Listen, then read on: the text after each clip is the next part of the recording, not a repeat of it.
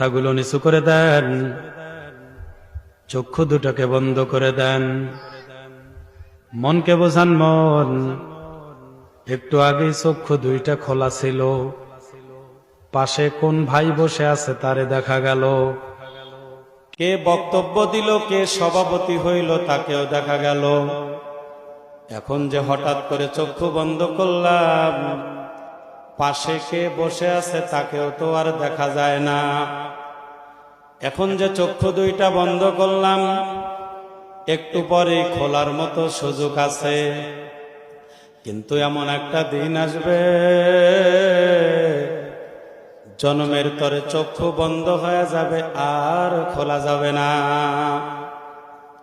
ও মুসলমান বাবারা, পর্দার আড়ালের মা বোনেরা, যাদের আব্বা আম্মা ইন্তেকাল করেছে তাদের কথা মনে করেন। স্যার কেউ